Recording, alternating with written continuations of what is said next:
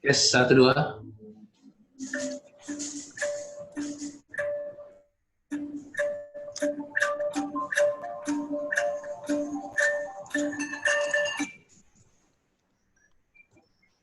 Siap. Ya, kasih. Ya, kasih. Oke, Assalamualaikum warahmatullahi wabarakatuh dan selamat siang teman-teman di LBH. Selamat datang ke Kanda dari Kabak Hukum Takalar. Assalamualaikum. Salam.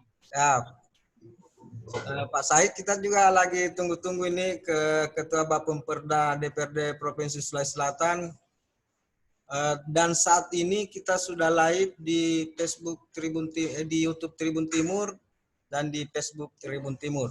Jadi teman-teman bisa mungkin kirim linknya kepada teman-teman yang tidak sempat gabung via Zoom. Mungkin mereka bisa gabung di diskusi kita ini lewat live streaming YouTube Tribun Timur. Baik teman-teman sekalian, ini adalah diskusi yang kesekian kalinya yang digelar oleh Lembaga Bantuan Hukum Makassar bekerjasama dengan Tribun Timur dalam tema besar System of Justice, kerjasama LBH Makassar, Tribun Timur, dan TIFA. Kali ini kita akan membahas tentang anggaran bantuan hukum versus kebutuhan hukum masyarakat. Saya kira ini tema yang sangat penting sekali, sangat seksi dan sangat menarik untuk kita bahas, bahwa betapa banyaknya niat-niat baik dari teman-teman di pemerintah kabupaten kota untuk menganggarkan bantuan hukum kepada warga masyarakat, tapi betapa banyaknya pula kebutuhan hukum masyarakat kita yang mungkin belum sepenuhnya bisa tercover dari anggaran bantuan yang sudah tersedia. Di awal diskusi kita nanti ini, rekan Muhammad Haidir dari LBH Makassar akan menyampaikan pengantar sekaligus mungkin menyampaikan kepada kita dan Tribuners hasil survei yang dilakukan oleh LBH tentang pentingnya dan dinamika serta bagaimana secara umum kita bisa melihat bantuan-bantuan hukum dan permasalahan-permasalahan hukum yang ada di Sulawesi Selatan di beberapa kabupaten kota. Saya persilakan ke rekan Muhammad Haidar. Silakan Pak Haidar. Ya, terima kasih Kak Kandi. Mungkin saya bisa share screen sebentar. Ya.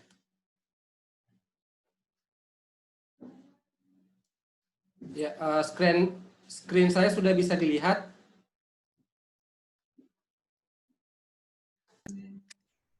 Oke, masih proses.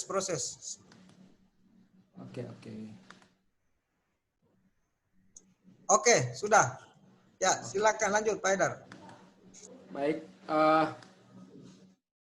Jadi ini sebenarnya diinisiatif pertama kegiatan ini awalnya diinisiasi pasca seminar kemarin yang dihadiri oleh mungkin Pak Kabak Hukum Takalar, beberapa orang di sini juga hadir. Tapi ini penting sebenarnya dibicarakan karena lebih diperdalam lagi soal hasil-hasil seminar itu. Seminar itu terkait dengan kebutuhan hukum. Jadi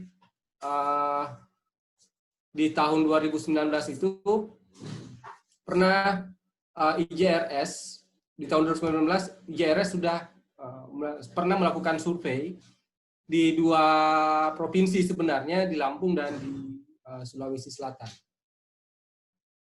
Survei ini terkait dengan kebutuhan hukum masyarakat di Sulawesi Selatan. Berapa sih sebenarnya, atau seberapa besar sebenarnya kebutuhan hukum masyarakat di Sulawesi Selatan.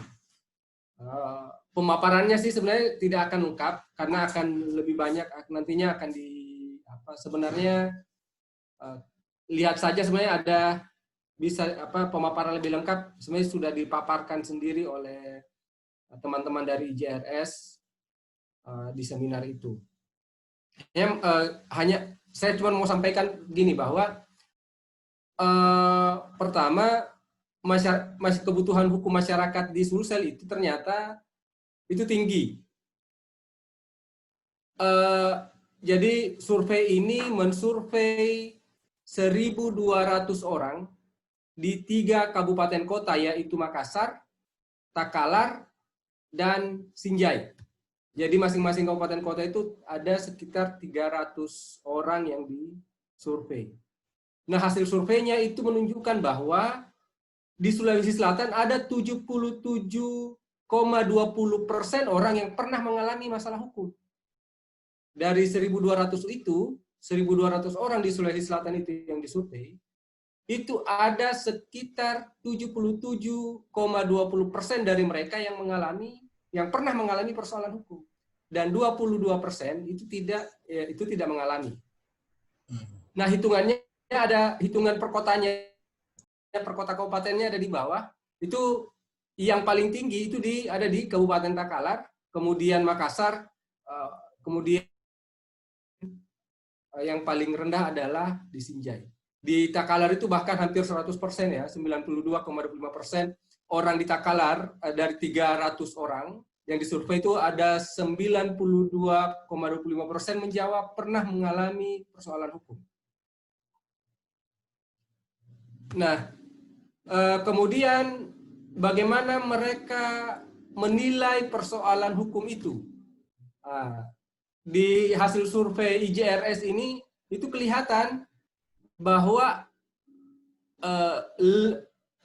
lebih banyak orang, banyak orang yang menilai bahwa persoalan itu hanya karena terjadi karena persoalan takdir. Ada juga yang menilai karena ada situasi ekonomi yang buruk, itu 49,30%, 35%. Ada juga yang menilai bahwa ada permasalahan yang terjadi karena permasalahan itu terjadi karena situasi birokrasi yang buruk.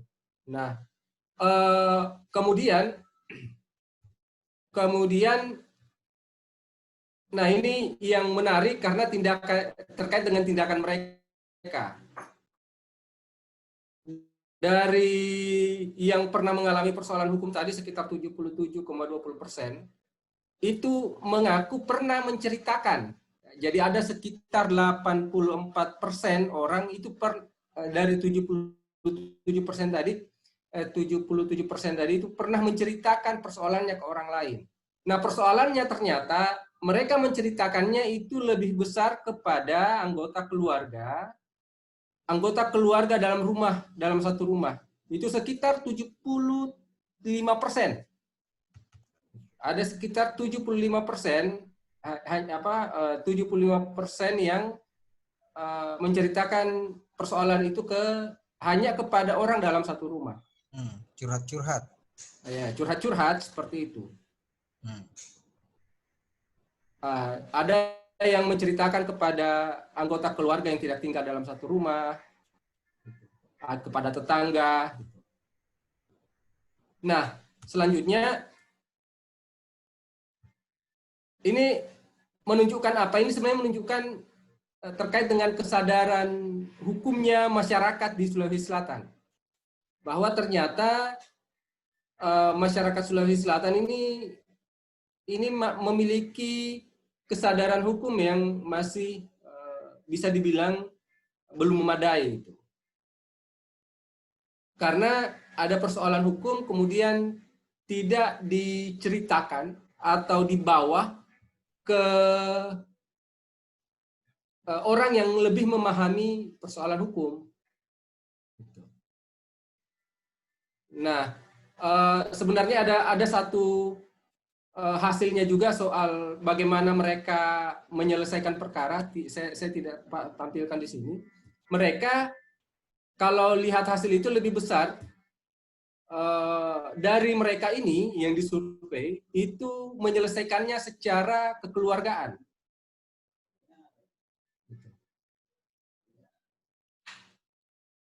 Menyelesaikannya secara kekeluargaan dan sangat sedikit yang kemudian sampai pada proses hukum atau ke pengadilan atau kepolisian. Seperti itu. Nah, bagaimana layanan bantuan hukum di 3 kabupaten kota ini bisa melihat hasil bagaimana layanan bantuan hukum di 3 kabupaten kota ini ketika kita perhadapkan pada hasil survei ini. Nah, mari kita lihat. Ini adalah jenis-jenis layanan bantuan hukum di 3 kabupaten ini berdasarkan perda masing-masing kabupaten kota. Nah, kalau untuk misalnya di Makassar dan Takalar, itu lebih besar ada pelayanan litigasi, ada juga non-litigasi. Hanya, di litigasi mengambil semua pendampingan di pengadilan pidana, perdata maupun tun. Nah, untuk non-litigasi hanya mengcover mediasi dan negosiasi saja. Nah, Sinjai itu hanya mengcover pendampingan di pengadilan pidana, perdata, dan tun. Tidak kemudian mengcover non-litigasi. Nah, berbeda dengan BPHN. BPHN ini adalah penyelenggaraan bantuan hukum secara nasional. Itu mengcover pengadilan di pengadilan pidana, perdata, tata usaha negara, juga mengcover mengcover non litigasi yang itemnya lebih banyak. Ada penyuluhan hukum, ada konsultasi hukum, ada investigasi perkara, penelitian hukum, mediasi, negosiasi, pemberdayaan masyarakat, dan drafting dokumen. Nah, apa sebenarnya yang mau ditunjukkan di sini? Bahwa pertama, sebenarnya kalau kita bicara soal kesadaran hukum seperti hasil survei tadi, harusnya yang diperkuat adalah non-litigasinya. Jadi, bayangan saya seperti ini. Harusnya kalau kita lihat hasil survei tadi, karena ini ada pada wilayah kesadaran masyarakat, tidak sebenarnya kesadaran masyarakat, kesadaran hukum masyarakat, juga sebenarnya pada wilayah pengetahuan hukum ya, pengetahuan hukum minimal lah. Kemana misalnya saya harus, ketika ada masalah hukum, kemana saya harus mencari bantuan, kepada siapa saya harus mengadu, itu minimal mereka mengetahui, atau minimal hak-hak ketika misalnya mereka berhadapan dengan hukum, itu ada hak-haknya. Nah, karena ini ada masalah, harusnya diperbanyak dong misalnya bagaimana meningkatkan kesadaran hukum masyarakat ini. Nah, misalnya memperbanyak penyuluhan hukum ya, kegiatan-kegiatan non-litigasi. Nah, ini kan kalau kita lihat berbeda dengan yang misalnya BPHN dengan di 3 kabupaten kota ini, Makassar, Takalar, dan Sinjai. Nah, ini kelihatan bahwa lebih besar ke penanganan kasus litigasi sebenarnya. Apalagi Sinjai yang sama sekali tidak mengcover non-litigasi. Yang sebenarnya yang penting, jadi bayangan saya untuk satu program bantuan hukum misalnya, harusnya melihat, jadi maunya survei ini dilakukan tiap tahun. Survei ini bisa digunakan untuk mengukur sejauh mana keberhasilan program bantuan hukum pemerintah. Oh, ternyata tahun ini kesadaran hukum masyarakat masih sangat rendah. Kita buat kebijakan anggaran bantuan hukum lebih besar ke non-litigasi untuk peningkatan hukum masyarakat. Tahun depan, lakukan survei lagi bagaimana dengan kesadaran hukumnya, apakah masih tinggi, apakah masih sama atau tidak. Oh, ternyata masih sudah tinggi itu. Berarti harus ada perubahan juga pada wilayah kebijakan bantuan hukum. Harusnya begitu ya. Cara metodenya pemerintah membuat program. Ada juga masalah sebenarnya di anggaran bantuan hukum di BPHN. Di BPHN itu, anggaran bantuan hukum di BPHN itu khusus untuk LBH Makassar ya, yang sebenarnya di beberapa OBH juga sama. Itu hanya mengcover non-litigasi itu hanya 10 juta. Kalau anggaran penyuluhan hukum misalnya khusus untuk penyadaran hukum itu 3.500.000. Kita hanya bisa menggunakan sekitar 3-4 kali penyuluhan hukum, itu anggaran sudah habis. Jadi sangat tidak efektif untuk bagaimana membangun kesadaran hukum. Lebih besar ke penanganan kasus non-litigasi sebesar 78 juta. Ini khusus untuk LBH Makassar. Dan saya yakin di sini ada beberapa OBH sudah, mungkin mudah-mudahan sudah hadir. Ini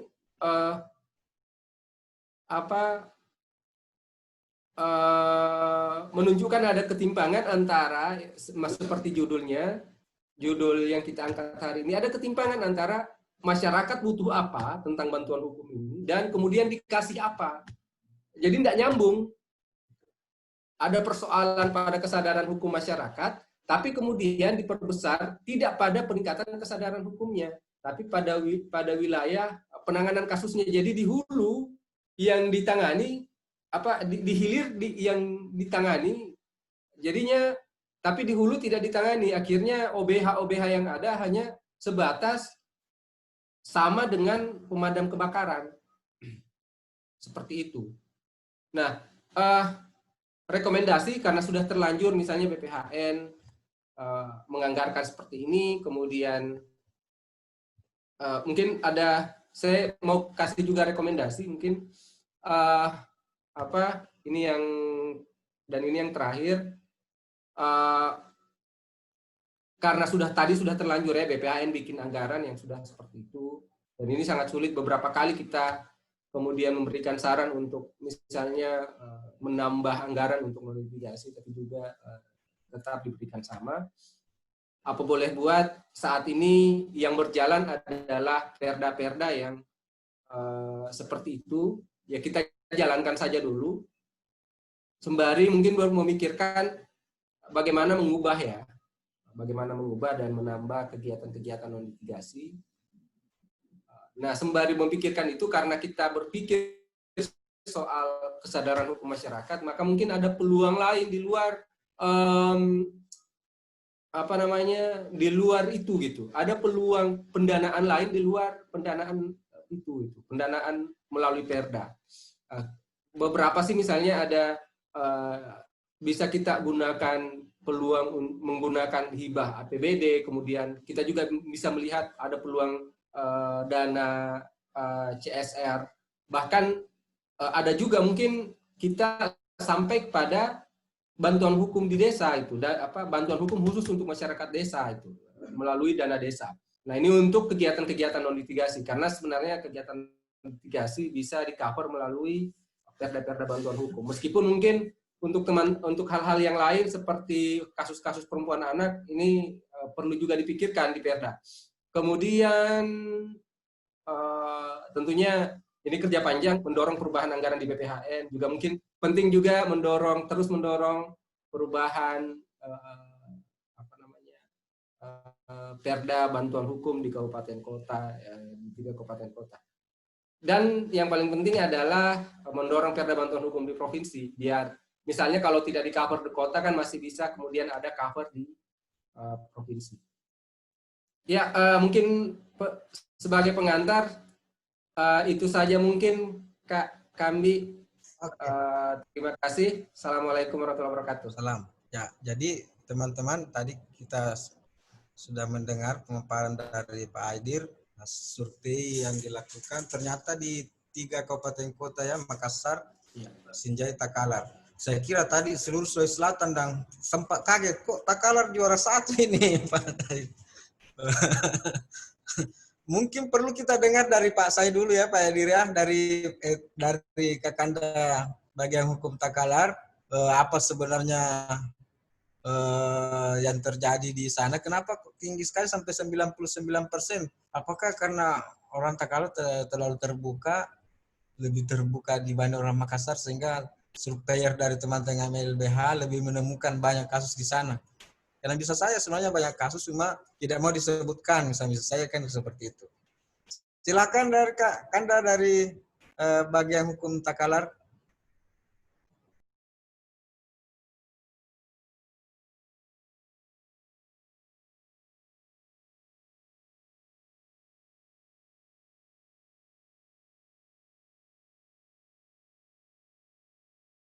Di mute, unmute barangkali Kak.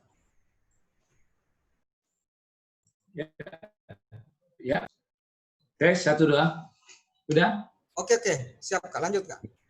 Baik. Assalamualaikum warahmatullahi wabarakatuh. Selamat siang Pak Moderator, Pak Kabdi dari Tribun Timur, teman-teman dari LBH Makassar, dari Yayasan TIPA. Ini semua teman-teman ini yang sering membantu Takalar dalam mensosialisasikan peraturan daerah kami. Takalar itu ya termasuk adalah tetangga dari Makassar. Ya sekitar 1 jam setengah kalau lagi macet. Terdiri dari 10 kecamatan dengan 76 desa, 24 kelurahan. Penduduk kami itu sekitar 295.000 jiwa. Dengan persentase jumlah penduduk miskin itu sekitar 8,9% atau sekitar 25.000 lah. Itu terkait dengan data miskin. Mengenai Perda dulu, saya singgung masalah Perda ini. Perda kami ini adalah merupakan dari hak usul inisiatif dari DPRD Takalar. Itu Perda nomor 1 tahun 2016. Jadi ini merupakan usul daripada teman-teman dari legislatif tahun itu. Dan syukur alhamdulillah tahun ini juga teman-teman dari DPR itu banyak memberikan support kepada kita, khususnya kepada Perda ini. Ini terbukti dari setiap diadakan sesi itu banyak menyinggung Perda ini. Sehingga kami selain juga melakukan penyuluhan hukum ke desa-desa, kecamatan dan desa itu, ini terbantu juga dengan penyuluhan hukum yang dilakukan oleh teman-teman kita atau bapak-bapak kita dari legislatif. Untuk berdasarkan bincang-bincang kami dengan LBH Lipan, yang merupakan satu-satunya LBH yang ada di Takalar, kasus terbanyak yang masuk itu adalah masalah pidana. Tahun ini sekitar 60 kasus untuk pidana, dan untuk perdata sekitar 30 kasus. Mengapa ini? Ya mungkin karena masyarakat kita Takalar ini cukup dekat dengan Goa, Makassar, sehingga masalah keterbukaan publik itu sudah menjadi hak mereka. Untuk bantuan hukum Takalar memang ini belum seberapa mungkin dibanding dengan kabupaten lain. Tahun ini baru kami menganggarkan sekitar 50 juta. Jadi mungkin tahun-tahun ke depan lah, karena ini sudah ada dari bapak-bapak dari DPR membantu kita, dan mereka memberikan respon yang positif untuk menaikkan anggaran bantuan hukum kepada masyarakat kita ini. Itu barangkali untuk sementara. Saya ucapkan banyak terima kasih sekali lagi kepada Ketua LBH Makassar, teman-teman dari TIPA, Yayasan TIPA, yang selama ini banyak membantu kami di Takalar dalam menyelesaikan peraturan bupati kami terkait dengan bantuan hukum. Juga kepada teman-teman dari LBH Lipan yang selama ini aktif memberikan support kepada kami dan selalu melakukan diskusi pada berbagai kesempatan. Itu barangkali Pak Kambi untuk sementara. Assalamualaikum warahmatullahi wabarakatuh. Waalaikumsalam. Ya, terima kasih banyak Pak Agus. Jadi ada beberapa catatan penting yang kita dengar tadi dari Pak Agus. Namun saya kira yang menggembirakan bagi kita dan khususnya teman-teman LBH bahwa sudah ada inisiatif dan itikat yang luar biasa dari Pemkab Takalar untuk menganggarkan bantuan hukum, meskipun diakui sendiri oleh Pak Agus tadi bahwa dananya masih terbatas dan diusahakan di penganggaran berikutnya bisa semakin bertambah. Saya kira teman-teman dari LBH, dari ASMIP, dan dari TIPA juga akan selalu membantu Pak Agus bagaimana meningkatkan porsi anggaran untuk bantuan hukum itu tadi seiring dengan berkembangnya kasus.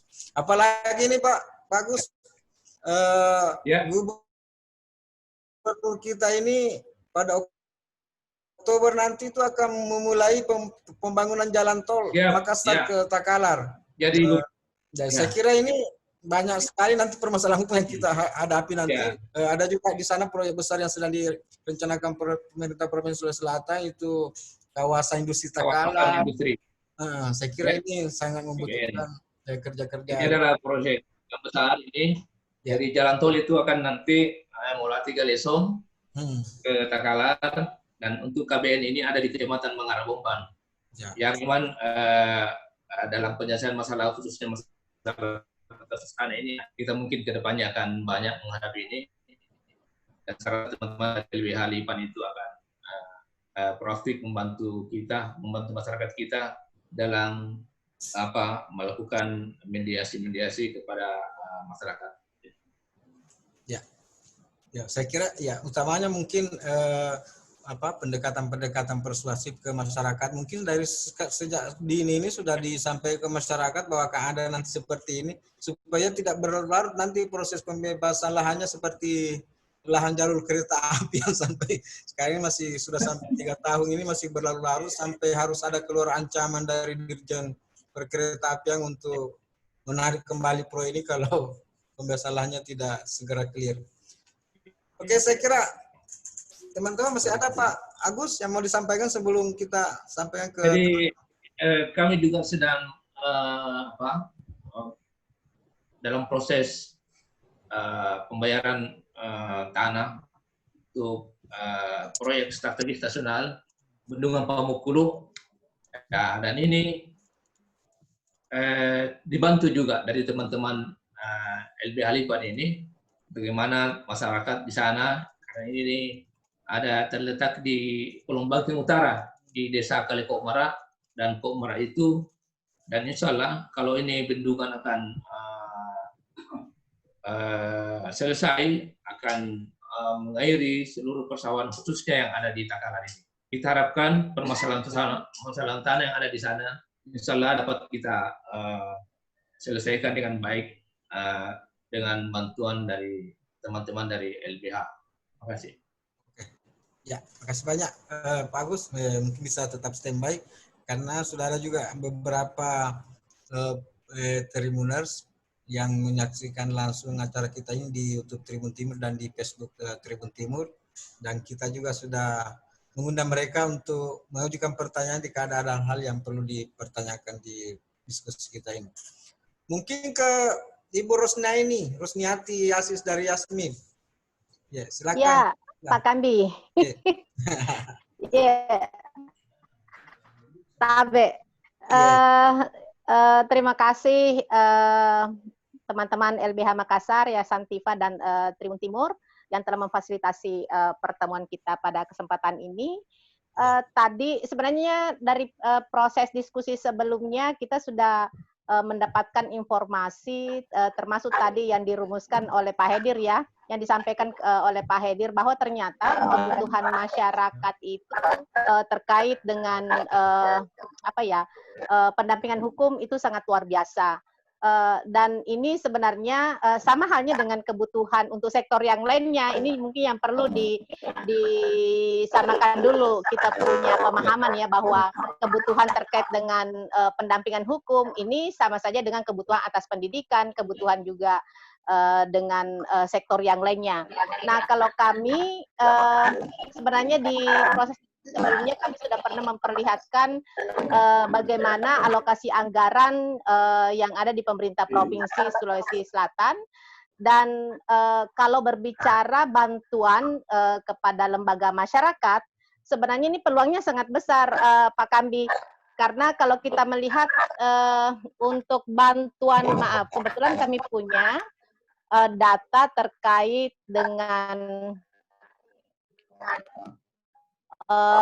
jumlah lembaga yang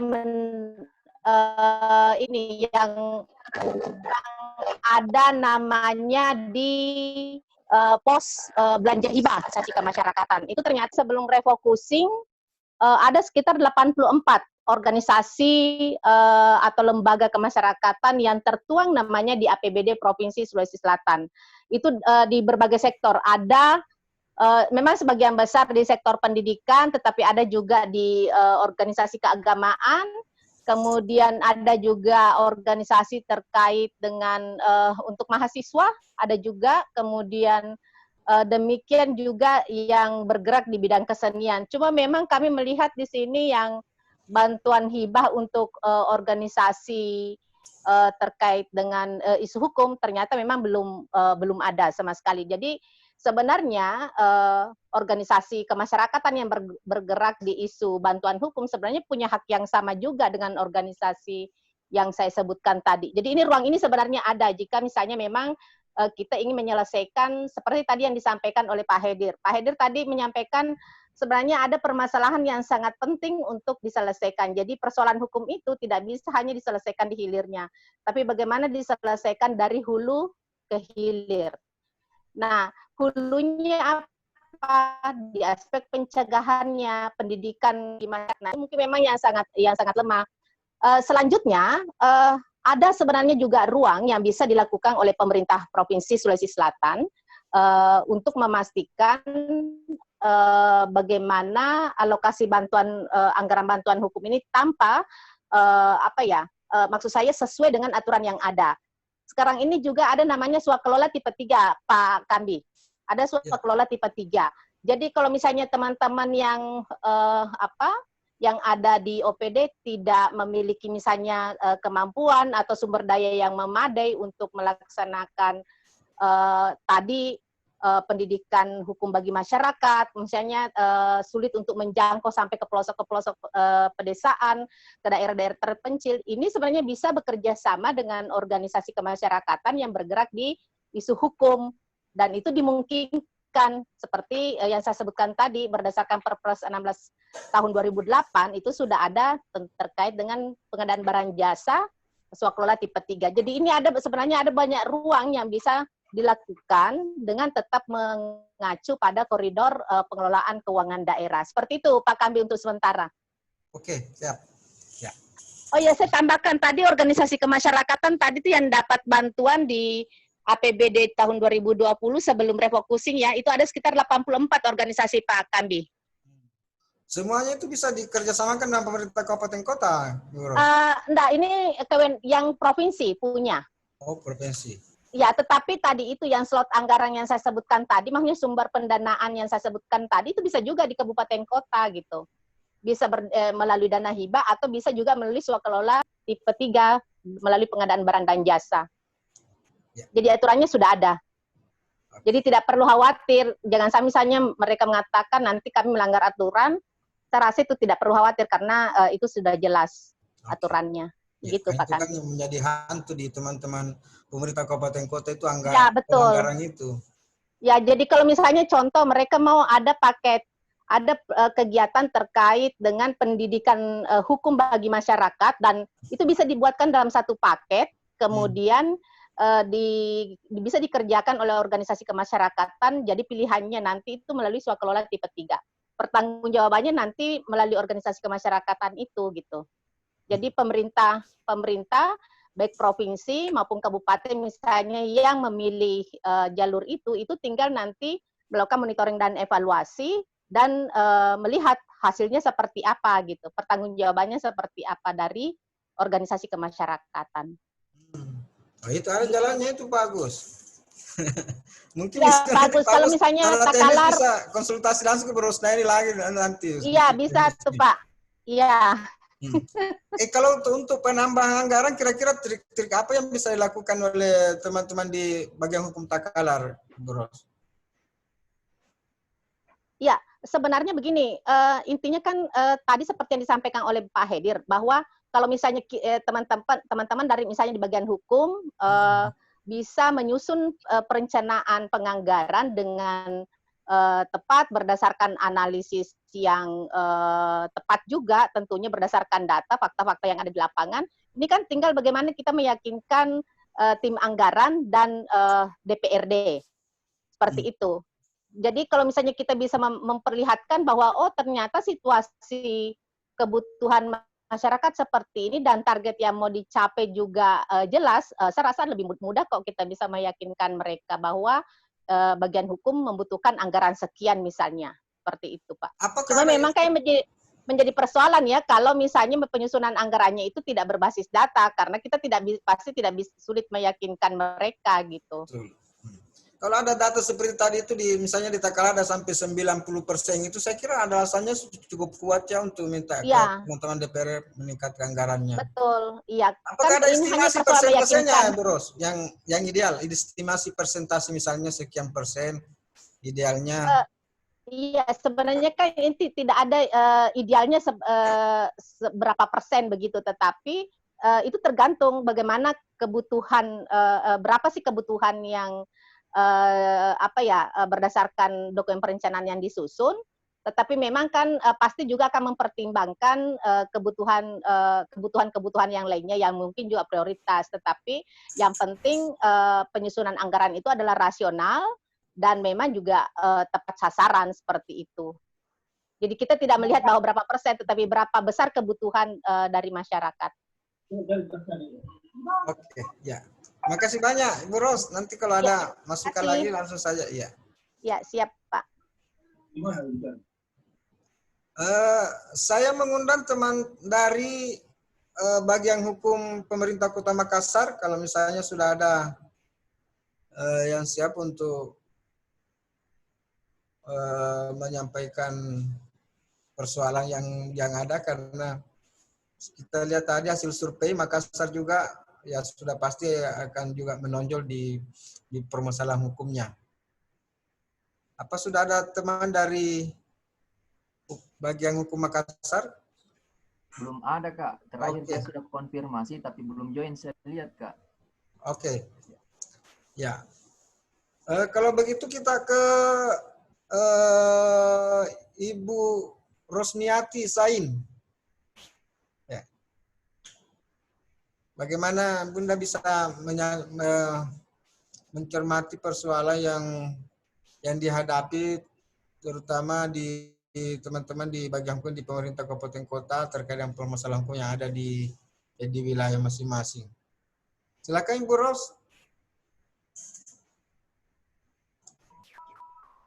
Ya, terima kasih. Saya minta maaf karena ini baru gabung. Ya. Ya. Untuk permasalahan hukum yang terjadi di Kota Makassar, sebenarnya ada banyak ya. Ada banyak hal yang terjadi yang sempat kami amati. Ada beberapa kasus-kasus yang berbasis gender, kemudian dalam hal mengakses bantuan hukum itu sepertinya agak kesulitan. Ya, sepertinya agak kesulitan dan karena kalau bicara soal bantuan hukum yang berdasarkan Undang-Undang Bantuan Hukum itu yang diakomodir korban itu belum. Yang diakomodir itu masih sebatas tersangka. atau pelaku. Ini ya. Tapi kalau korban itu kan belum maksimal. Ini untuk dari sisi pendanaan. Tetapi teman-teman dari organisasi bantuan hukum itu secara langsung memberikan pendampingan atau pelayanan untuk kasus-kasus seperti itu. Nah, kebetulan beberapa organisasi bantuan hukum di Kota Makassar itu mendapatkan akreditasi dan secara langsung adalah pendanaan dari BPHN atau Kementerian Hukum dan HAM yang secara langsung itu bisa diakses oleh korban atau klien yang tidak mampu, termasuk anak berhadapan dengan hukum atau kelompok rentan lainnya, seperti itu. Jadi perempuan, anak, kemudian kelompok rentan lainnya, disabilitas, dan sebagainya. Tetapi ini juga terbatas. Nah, makanya kita mendorong akses bantuan hukum di Kota Makassar melalui Perda yang sudah ada. Dan sepertinya itu masih sebatas diskusi secara terus-menerus dan belum sampai ke pemberian anggaran bantuan hukum untuk secara langsung untuk korban atau klien yang tidak mampu, itu belum. Masih sementara dibahas, dibicarakan, tapi belum ada belum ada anggaran secara langsung kepada penerima bantuan hukum. Dalam hal ini baik itu tersangka atau keluarganya maupun perempuan, anak, dan ataupun kelompok rentan yang lainnya. Seperti itu kalau kita mengamati di Sulawesi Selatan, khususnya di Kota Makassar, itu belum. Dan kita berharap ke depan anggaran itu ada dan bisa diakses oleh penerima bantuan hukum. Saya kira seperti itu, Pak Kamdi. Terima kasih. Ya, siap. Terima kasih banyak Ibu Ros dari LBH Apik. Juga sudah bergabung bersama kita Kakanda Adnan Buyung dari Yayasan Lembaga Bantuan Hukum Makassar. Saya kira beliau juga sangat kita butuhkan untuk memberikan pencerahan, berikan masukan terkait dengan diskusi kita tentang masalah bantuan hukum dan anggaran yang tersedia di pemerintah kabupaten kota.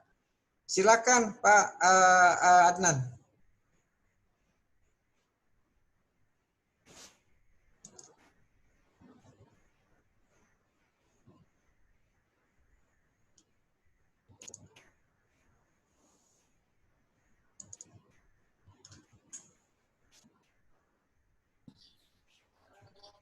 Halo, dengar?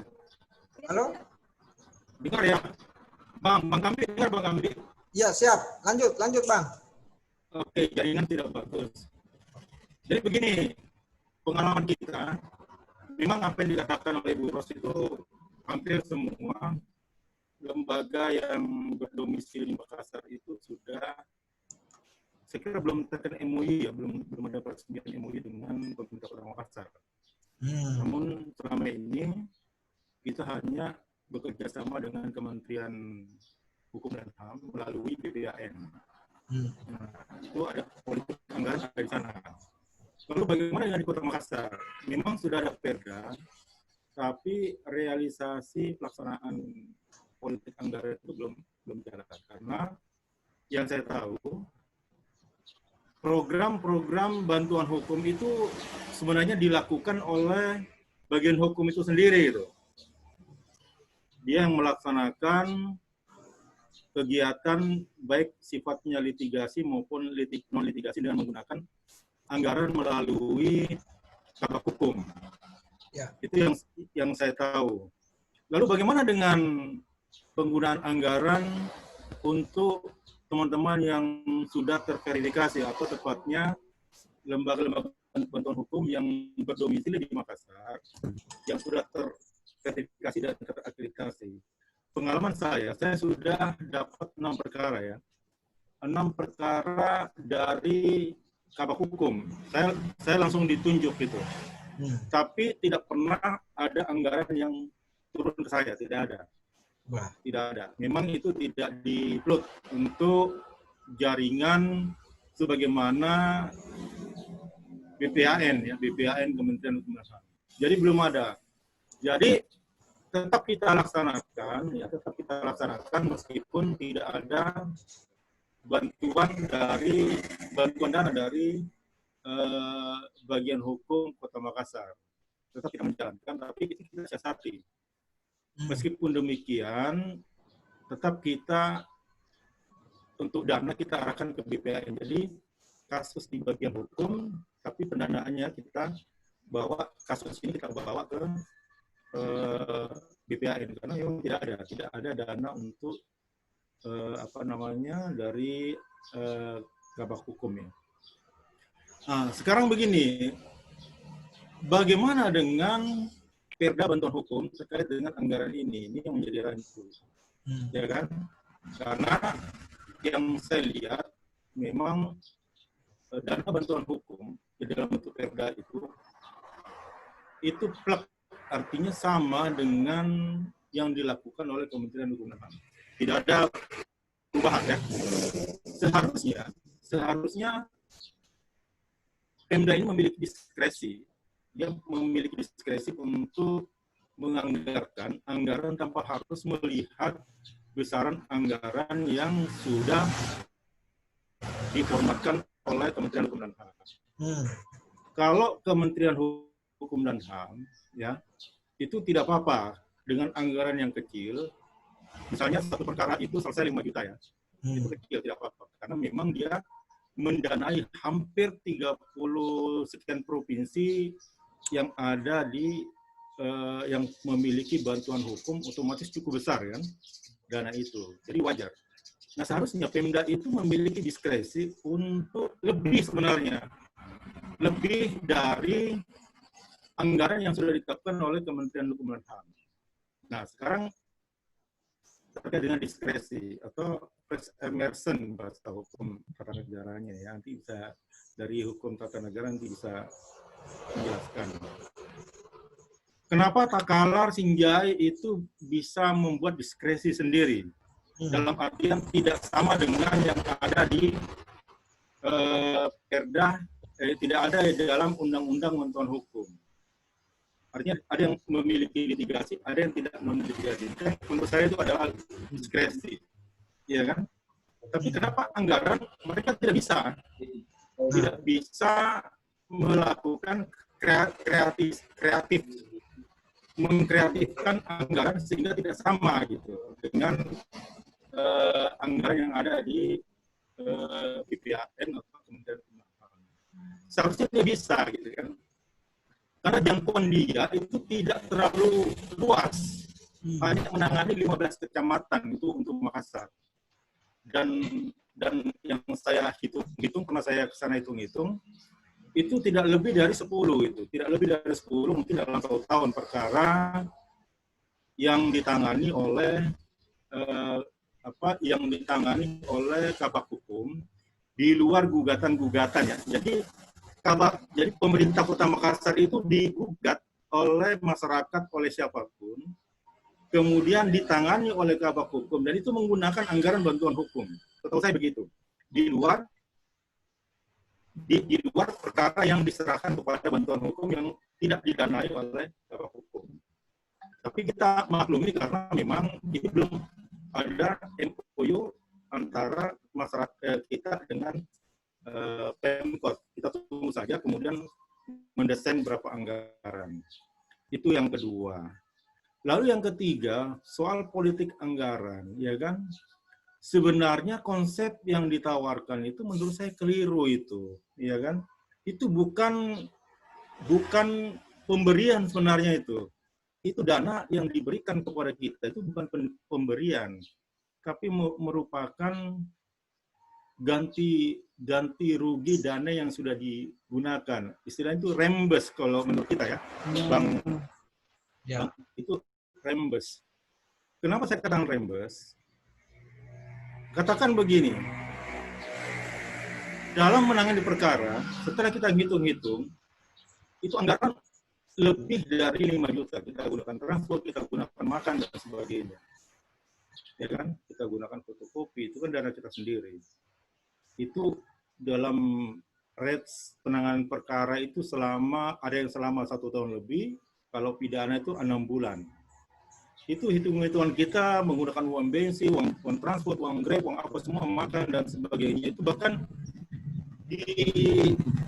lebih dari anggaran yang sudah ditetapkan oleh pemerintah. Dan itu uang kita sendiri kita gunakan. Nah, setelah itu, barulah itu dimintakan reimburse kepada pemerintah. Dan itu uang kita sendiri sebenarnya, bukan pemberian. Beda kalau yang dikatakan pemberian itu adalah, katakan begini, masyarakat mendapatkan BLT, dana bantuan langsung, itu pemberian, kan begitu. Tapi ini bukan, ini adalah reimburse. Makanya konsep ini juga harus diubah oleh Pemkot. Lalu bagaimana usulan saya? Usulan saya, kalau memang itu dikatakan pemberian sebagai uang pengganti uang jasa, itu harus lebih sebenarnya dari dana yang diberikan oleh kita. Atau misalnya kita MOU, berapa dana yang diberikan kepada kita, kemudian dana itu kita gunakan, nanti kemudian dipertanggungjawabkan, kan begitu. Tapi ini juga ada ketakutan dari teman-teman, jangan sampai nanti terjadi politicking corruption, kan begitu. Nanti tidak bisa dipertanggungjawabkan, nanti kita kena korupsi, gitu. Kan begitu, ini cukup bahaya juga. Jadi kita memahami kekhawatiran teman-teman. Tapi usulan saya untuk Pemkot ini pertama adalah bagaimana dia bisa memiliki diskresi dalam membangun anggaran, karena di daerah-daerah lain kayak Takalar, Sinjai dan sebagainya, mereka juga menggunakan diskresi untuk tidak sama persis dengan undang-undang bantuan hukum itu sendiri. Kalau memang dia mau persis, ya seharusnya mereka harus menggunakan litigasi dan non litigasi gitu semuanya. Tapi kenapa untuk anggaran mereka tidak berani meremix, menambah, sehingga itu bukan berupa reimburse. Jadi ini konsep yang keliru menurut saya, bahwa seolah-olah ketika 10 perkara kita tangani dengan menggunakan uang sendiri, tiba-tiba di reimburse mendapatkan uang 50 juta dan kita merasa senang bahwa lembaga bantuan hukum sudah mendapatkan bantuan dari dana dari BPAN sebesar 50 juta. Padahal itu uang kita sendiri sebenarnya yang digantikan, kan begitu. Nah, konsep itu harus diganti sehingga menjadi pengaturan uang jasa. Uang jasa itu adalah pemberian, kan, dari pemerintah. Nah, itu kan kita butuh, bukan sistem reimburse gitu. Untuk sementara itu dulu, Bang B. Ya, nanti saya lihat dulu diskusinya bagaimana nanti. Saya lanjut. Terima kasih. Oke, ya, saya kira itu tadi masukan yang sangat luar biasa dari Bang Adnan. Triknya termasuk soal penamaan, bahwa sebenarnya bukan pemberian, tapi itu sebenarnya uang ganti reimburse, bukan. Ya, karena jelas saja ketika teman-teman melakukan pendampingan, pasti sudah ada konsekuensi pengeluaran anggaran-anggaran yang dilakukan, dan itu saya kira menjadi kewajiban pemerintah. Audio karena di sini. Ya, saya kira langsung ke Pak Haswandi, Pak Wawan, Direktur Lembaga Bantuan Hukum Makassar, untuk menyambung yang disampaikan Pak Adnan tadi. Silakan Pak Wawan. Ya, terima kasih banyak Bung Kambi yang juga menginisiasi kerjasama LBH Makassar TIFA dengan Tribun Timur. Nah, ya Bapak-Bapak, Ibu-Ibu sekalian, terima kasih banyak atas kesediaannya hadir di kegiatan kita ini. Nah, dari catatan hasil riset yang disampaikan oleh Pak Haidir, itu kelihatan bahwa sebenarnya dari segi kebijakan, perda-perda bantuan hukum yang ada itu kelihatan bahwa ternyata tidak sesuai dengan kebutuhan masyarakat terhadap layanan hukum gitu. Kita lihat bagaimana pentingnya non litigasi ya. Kalau di Undang-Undang Bantuan Hukum ada 9 item layanan non litigasi. Ada bukan sekedar konsultasi dan mediasi sebagaimana yang ada diatur di Perda Bantuan Hukum Kota Makassar dan Perda Kabupaten Takalar, tetapi sangat penting ada juga penyuluhan hukum, terus ada pemberdayaan hukum, Terus bahkan ada sangat mendukung juga kerja-kerja investigasi atau riset penelitian hukum dan sebagainya, karena ada 9 item itu. Nah, kalau kita hubungkan dengan apa yang disampaikan oleh ini, memang sejauh ini kita perlu menelisik kenapa kemudian belum ada MOU. Tadi yang disampaikan oleh Kak Adnan, kasus itu dia ditunjuk. Kak Adnan ini sebenarnya juga adalah pimpinan organisasi bantuan hukum yang telah terakreditasi dan berdomisili di Kota Makassar. Artinya apa? Posisinya Kak Adnan sebenarnya menunggu untuk MOU juga gitu kan, sama dengan LBH Apik Makassar dan LBH Makassar. Tetapi kalau kita lihat misalnya sejauh ini mulai dari tahun lalu 2019 itu hanya berkutat pada pembahasan draft MOU yang kita diundang oleh pemerintah Kota Makassar. Padahal sebenarnya misalnya kalau kami juga sudah riset sendiri misalnya soal berapa anggaran yang ada disiapkan dalam APBD Kota Makassar untuk implementasi Perda Bantuan Hukum ini. Nah, kalau kita lihat misalnya, padahal itu sudah dianggarkan karena kita tahu bahwa Perda ini disahkan kalau tidak salah akhir 2015. Perda ini disahkan. Amanahnya kemudian paling lambat 2 tahun setelah itu sudah ada peraturan pelaksanaannya dalam artian perwali. Nah, perwali itu sudah disahkan sejak tahun 2017. Nah, kita lihat misalnya anggaran bantuan hukumnya dari 2019 misalnya litigasi ada 36 juta, kemudian non litigasi 4.470, sekitar 4,5 juta lah. Tetapi ini tidak tahu bagaimana implementasinya. Ada anggaran tapi kemudian kita belum ada MOU, sehingga kemudian terus kita lihat misalnya anggaran bantuan hukum di tahun 2020 yang sudah dianggarkan oleh anggota DPR ini disahkan melalui APBD tahun 2020 adalah bantuan hukum litigasinya 32 juta, non litigasinya tidak berubah, tetap 4.470. Nah, ternyata diimplementasikan menurut testimoninya Kak Adnan tadi bahwa dia ditunjuk secara, kita lihat itu secara pribadi pastinya, karena belum ada MOU. Dia ditunjuk untuk menangani. Jadi saya tidak tahu bagaimana modelnya itu kan, dan ternyata anggarannya juga tidak sampai. Jadi ini, padahal ini anggaran sama yang terjadi di anggaran bantuan hukum nasional melalui APBN, kemudian dikelola oleh Kementerian Hukum dan HAM, dalam hal ini adalah badannya, yaitu BPHN, yang kemudian didistribusikan ke daerah-daerah melalui MOU kanwil-kanwil dengan kepala kantor wilayah Kementerian Hukum dan HAM dengan dengan OBH-OBH yang ada di setiap provinsi, termasuk LBH Apik, LBH YLBM, LBH Makassar, PBAI dan sebagainya. Kalau saya tidak salah di tahun versi akreditasi yang terakhir ada 7 organisasi bantuan hukum yang terakreditasi yang memenuhi syarat juga mengakses dana bantuan hukum di daerah. Tetapi kita lihat misalnya ini belum terlaksana, belum ada MOU-nya, sehingga kemudian yang terjadi adalah dikelola sendiri. Padahal itu anggaran itu harus dalam sistem bantuan hukum, baik bantuan hukum nasional maupun daerah, adalah ada pemberi layanan itu adalah organisasi bantuan hukum yang telah terakreditasi memenuhi syaratnya gitu kan. Tetapi kita lihat ternyata ini masih belum mau diserahkan ke OBH, tetapi dikelola sendiri dengan pemerintah kota, dalam hal ini bagian hukum. Nah, saya ingat yang selalu kami diundang adalah sosialisasi Perda. Jadi selalu ada sosialisasi penyuluhan Perda tersebut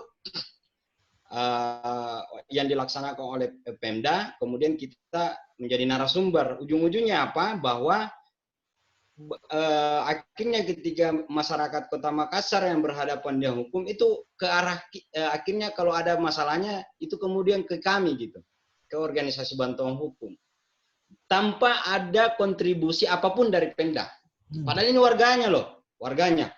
warga Kota Makassar yang sebenarnya sudah ada perdanya, ada anggarannya, ternyata tidak diurus oleh pemerintahnya, tetapi diurus oleh sesama warga negara, yaitu OBH-OBH ini. Sementara tidak ada kontribusinya dalam bentuk anggaran. Nah, saya pikir ini catatan penting oleh pemerintah Kota Makassar, dan ini juga harus menjadi perhatian karena ini pilkada ya ke depan. Ini harus menjadi sebuah isu juga gitu, bagaimana calon-calon pemimpin Kota Makassar ini ke depan itu peduli terhadap keadilan bagi warganya, layanan keadilan bagi warganya. Nah, itu jadi ini catatan buruk menurut saya, karena sampai sudah dianggarkan tetapi anggarannya tidak turun-turun, dikelola sendiri oleh mereka. Nah, terus kemudian kan capek juga ini anggota DPR. Saya lihat beberapa anggota DPR yang di komisi yang terkait, komisi hukum di komisi Kota Makassar itu selalu saya lihat ada kegiatan-kegiatannya dalam rangka sosialisasi perda, termasuk perda bantuan hukum.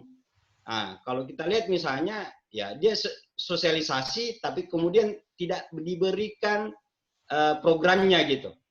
Yang akhirnya ujung-ujungnya kita sendiri yang urus. Kalau kita lihat misalnya data LBH Makassar, katakanlah yang secara resmi masuk permohonan, walaupun di luar itu banyak juga ya yang tidak secara resmi kami berikan layanan, itu sekitar 200 kasus, tidak pernah kurang. Kalau 200 kasus misalnya, dalam satu kasus itu bisa saja ada bisa 10 lebih para pihak orangnya, penduduknya ya, orangnya yang bermasalah di hukum, bisa saja kasus terregister gitu kan. Nah, itu 50% lebih rata-rata penduduk Kota Makassar. Nah, padahal itu adalah tanggung jawab pemerintah daerah. Tetapi ya tetapi belum ada sama sekali kontribusinya. Ini diurus oleh rakyat, oleh LSM, oleh organisasi bantuan hukum tanpa ada kontribusi dari pemerintah. Nah, ini akan kita pasti bisa pertanyakan bagaimana sebuah anggaran yang sudah dianggarkan dari tahun 2019 2020 tapi implementasinya tidak pada tempatnya. Oleh karena itu kita mendesak segera misalnya untuk segera melaksanakan itu dalam bentuk kita MOU secepatnya. Ini sudah masuk Agustus sehingga bisa dilaksanakan. Pun kalau alasannya bahwa masih ada dianggap kurang berdasarkan peraturan wali kotanya, ya nantilah kita laksanakan dulu yang ada. Baru kan tadi rekomendasi yang hasil riset itu memang merekomendasikan ada perubahan-perubahan di perda termasuk aturan pelaksanaannya. Tetapi menurut saya supaya kita tahu betul bagaimana kebutuhannya, apa kekurangannya, nanti laksanakan dulu yang ada karena kalau sudah dianggarkan. Nah, mungkin itu Pak Kambi catatan penting sehingga menurut saya ini juga bisa menjadi isu tren di pilkada, bagaimana pemenuhan hak atas layanan bantuan hukum oleh warga kota di beberapa kota kabupaten yang akan menjelang pilkada, khususnya Kota Makassar yang sudah lama ada perdanya, sudah ada anggarannya, tetapi belum berjalan gitu. Nah, kalau kita nanti kompak, semua OBH kompak, bagaimana kami berkontribusi melayani warga Kota Makassar, ternyata juga tidak ada kontribusi pemerintah Kota Makassar, itu sama dengan mempermalukan pemerintah Kota Makassar itu sendiri kan. Warga mengurus warga, padahal itu tanggung jawab pemerintah. Terima kasih banyak Bung Kambi. Ya, makasih Sari. Ya, saya kira nanti kita bisa diskusi lebih lanjut nanti Tribun dengan LBH, kita bisa undang para kandidat wali kota ini untuk menagih komitmen mereka soal bantuan hukum ini, anggaran untuk bantuan hukum ini. Sampai sekarang ini kita lihat visi misi mereka memang nyaris tidak ada yang menyentuh persoalan-persoalan seperti ini. Kira itu tema menarik nanti yang bisa kita tindak lanjuti. Sudah ada juga bergabung bersama kita Pak Andi Al-Fatah dari pemerintah Provinsi Sulawesi Selatan. Saya mungkin langsung mengundang beliau karena waktu kita ini sudah jam 1, sudah 1 jam kita bersama ini. Pak Andi Al-Fatah mungkin bisa segera bersama kita untuk memberikan gambaran kepada kita kira-kira kebijakan seperti apa yang akan ditempuh oleh pemerintah Provinsi Sulawesi Selatan terkait mendorong lahirnya penganggaran untuk bantuan hukum. Silakan Pak Andi Alpatah.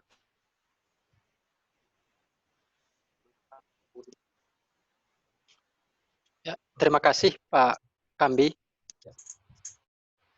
Assalamualaikum warahmatullahi wabarakatuh. Waalaikumsalam.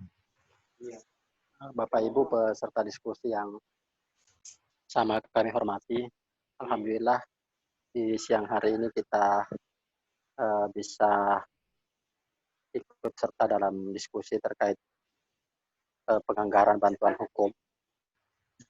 Yang salah satunya memang diundang untuk menjadi peserta aktif adalah Biro Hukum Setda Provinsi Sulawesi Selatan. Baik Pak Kambi dan Bapak Ibu yang sama kami hormati. Pertama, kami ingin memulai bahwa untuk di pemerintah Provinsi Sulawesi Selatan hingga saat ini belum ada perda tentang penyelenggaraan bantuan hukum. Padahal memang pembentukan perda tentang penyelenggaraan bantuan hukum itu merupakan amanah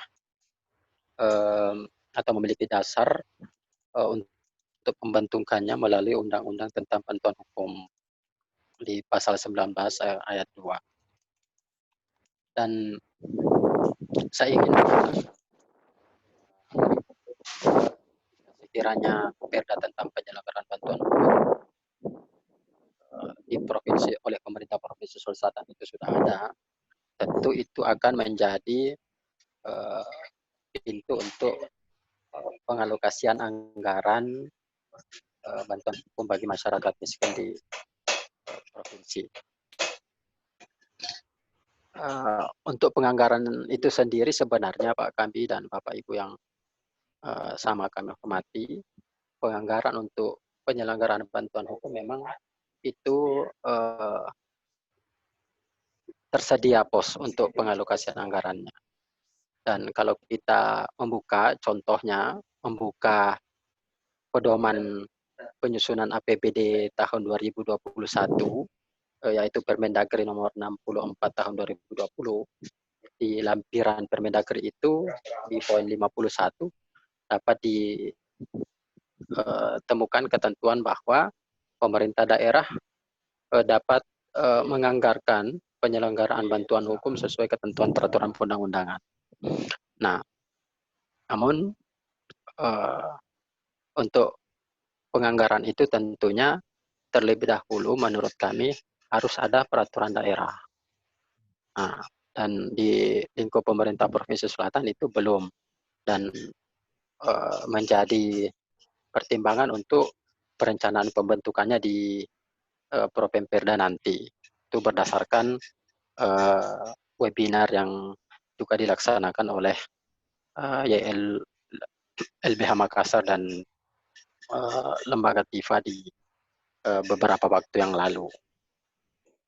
Nah, jadi bagi kami yang penting untuk saat ini sebenarnya untuk di provinsi agar bagaimana bisa dapat menganggarkan atau mengalokasikan anggaran untuk penyelenggaraan bantuan hukumnya itu adalah mendorong terlebih dahulu pembentukan perda tentang penyelenggaraan bantuan hukum. Nah, di situ di perda nanti sudah diatur ketentuan-ketentuan termasuk kriteria penerima ataukah termasuk juga OPD mana, apakah di Biro Hukum atau menunjuk OPD lain untuk mengelola. Nah, kalau itu ada, pengalokasiannya tentu memiliki dasar. Kemudian Pak Kambi dan Bapak Ibu yang sama kami hormati, tentu Bapak Ibu sudah mengetahui mungkin dan memiliki data juga terkait penganggaran di provinsi khususnya di Biro Hukum, karena memang di Biro Hukum itu juga ada memang satu bagian yang khusus membidangi bantuan hukum, baik litigasi dan non litigasi.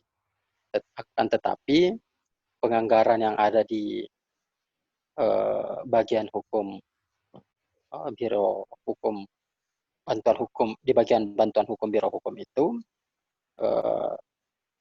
adalah untuk perkara yang melibatkan pemerintah Provinsi Sulawesi Selatan. Dan memang di uraian tugas bagian bantuan hukum itu lebih kepada perkara yang melibatkan pemerintah daerah provinsi. Nah, inilah yang tadi saya katakan, jika ada perda yang disusun, itu bisa saja apakah untuk penyelenggaraan bantuan hukum sebagai tindak lanjut undang-undang bantuan hukum itu apakah di Biro Hukum atau di OPD lain itu masih bisa didiskusikan. Namun sekali lagi mungkin yang sebagai yang dapat kami sampaikan yang sebagai hal yang prioritas untuk saat ini Pak Kambi adalah untuk Provinsi Sulawesi Selatan adalah bagaimana mendorong penyusunan perda tentang bantuan hukum itu. Ya. Itu mungkin sementara yang saya sampaikan. Terima kasih. Ya. Assalamualaikum warahmatullahi wabarakatuh. Waalaikumsalam. Terima kasih Pak Andi Alpata. Saya kira terkait yang disampaikan tadi pembentukan perda bantuan hukum, saya kira kita sudah diskusi beberapa di sesi kedua yang lalu dengan Ketua Bapemperda DPRD Provinsi Sulawesi Selatan Pak Asar Arsyad, dan dalam diskusi itu disampaikan perkembangannya bahwa komitmen beliau untuk segera menghadirkan perda bantuan hukum di Provinsi Sulawesi Selatan. Pak Wawan mungkin bisa tambahkan progresnya, karena saya kira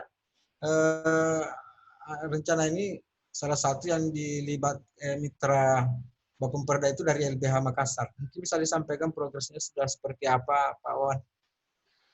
Ya, Bung Kambi, terima kasih. Jadi sekitar 2 bulan lalu itu sebenarnya kita diskusi juga. Jadi saya di tengah sibuk-sibuknya Ketua Bapemperda Provinsi Sulawesi Selatan yang juga karena kebetulan beliau adalah ketua partai yang banyak dikejar-kejar oleh calon kompetitor ini di Pilkada Sulsel, sehingga sangat sibuk. Tapi alhamdulillah dia selalu merespon untuk segera mengingatkan, selalu mengingatkan beliau di tengah kesibukannya agar bisa beliau upayakan untuk ada perubahan. Jadi memang awalnya yang ditetapkan di Prolegda itu tidak masuk perda bantuan hukum. Sebagaimana testimoni waktu kita diskusi di ruang redaksi Tribun Timur, tetapi beliau komitmen untuk bisa dirubah ketika kemudian ada juga terkait dengan penetapan perubahan anggaran gitu, anggaran perubahan tahun APBD 2020. Nah, untuk itu saya juga selalu mengingatkan beliau, bahkan minta waktu-waktu luangnya kita berdiskusi, ngopi-ngopi gitu kan, ngopi-ngopi dalam rangka supaya beliau diingatkan itu saja, bahwa dia komitmen untuk memasukkan dalam prolegda perubahan di tahun 2020, sehingga kemudian 2021 nantinya ya sudah bisa disahkan, semoga begitu. Nah, tinggal kesiapan kita OBH para masyarakat sipil yang mengadvokasi kasus-kasus rakyat untuk membackup beliau, dan juga teman-teman politisi-politisi yang berlatar belakang CSO juga sudah komitmen membackup beliau dari fraksi-fraksi lain gitu, selain daripada fraksi yang dipimpin oleh Ketua Bapemperda itu sendiri. Itu mungkin Bung Kambi. Terima kasih. Ya, oke. Saya kira Pak Andi Alpata itu tadi progres perkembangan rencana pembentukan perda bantuan hukum di Provinsi Selatan yang sedang bergulir di Bapemperda DPRD Provinsi Selatan. Sayang sekali beliau tidak bisa bergabung sama kita, padahal saya kira beliau salah satu peserta yang sangat diharapkan hadir di kesempatan ini. Baik teman-teman, saya mengingatkan teman-teman yang masih ada bersama kita untuk mengisi absen di menu chat yang disiapkan untuk keperluan administrasi nanti dari penyelenggara acara. Jadi silakan diisi absensinya sambil mendengarkan uraian dari narasumber kita. Saya mungkin ke Ibu Maimana, akademisi kita dan pengelola lembaga bantuan hukum kampus dari Universitas Sawery Gading Makassar, untuk memberikan masukan. Beliau juga sangat aktif dan konsen memberikan masukan-masukan dan mencermati apa yang menjadi fokus diskusi kita di beberapa sesi sebelumnya dan saat ini. Silakan Ibu Maimana.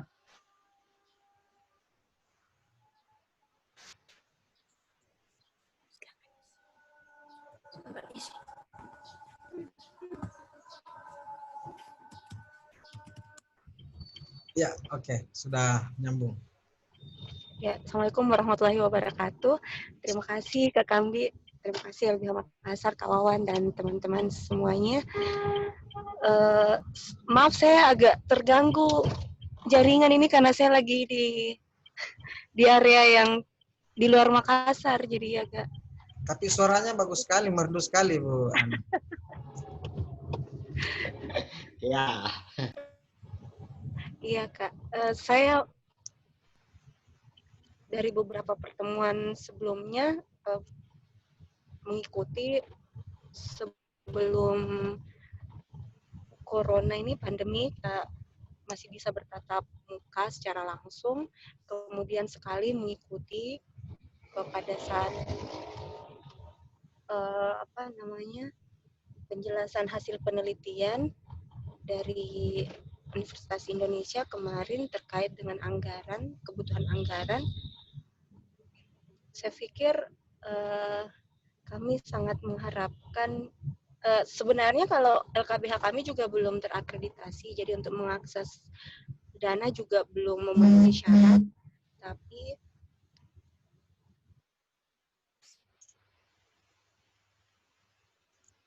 ya, mungkin Ibu Maimana sedang terkendala koneksi.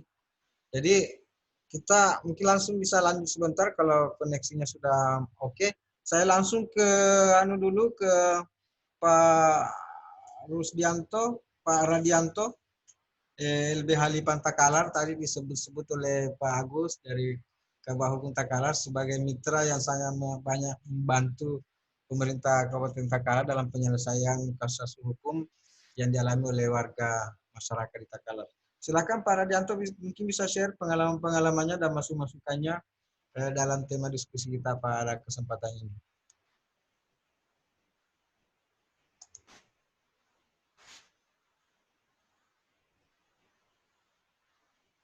Ya, halo Pak Radianto.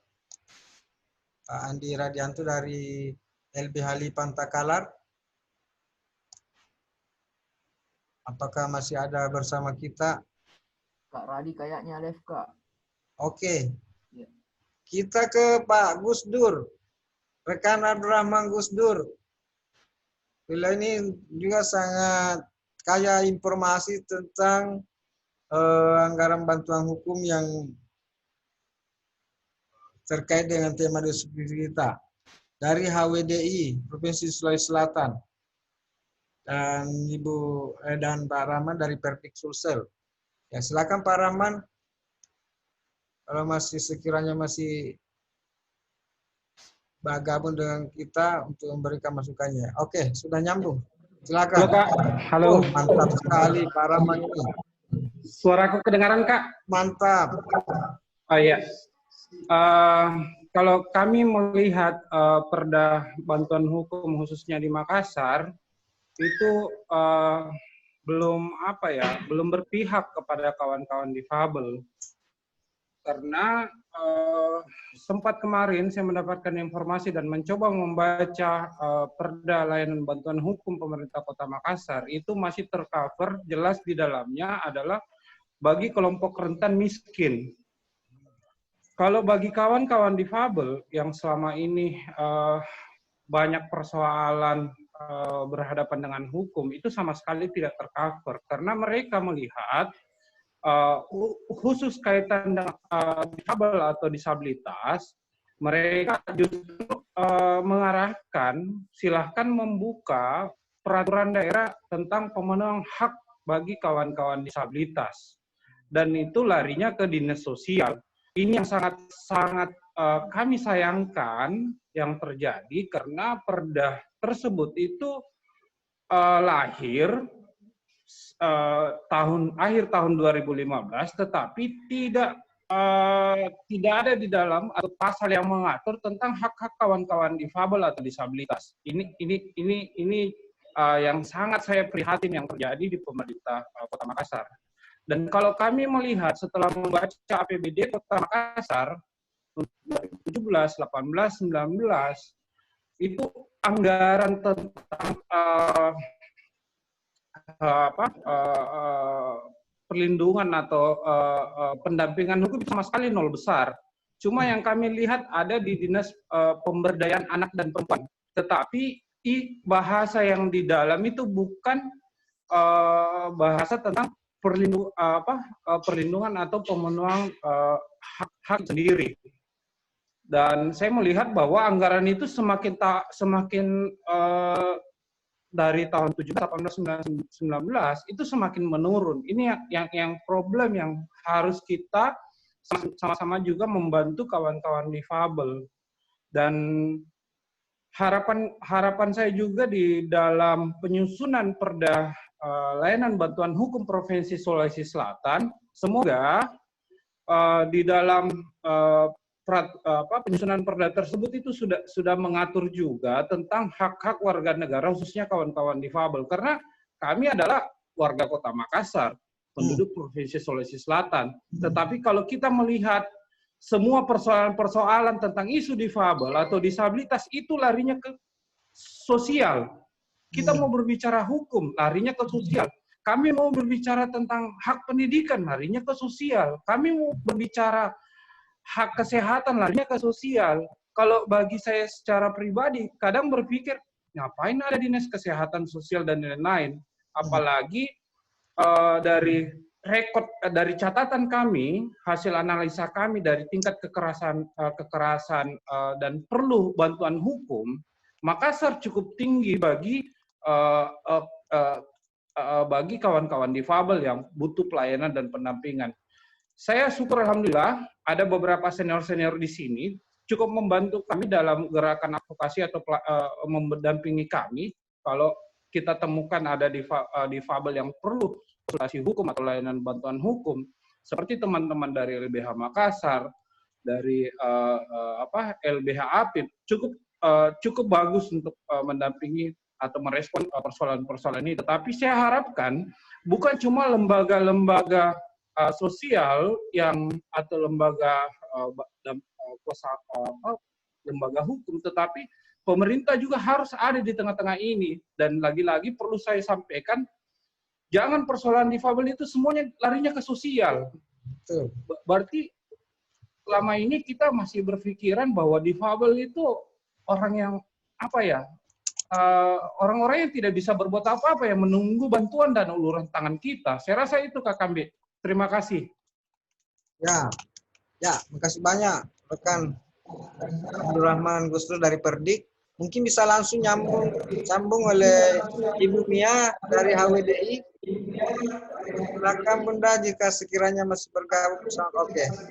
Ya, selamat datang. Ya, silakan.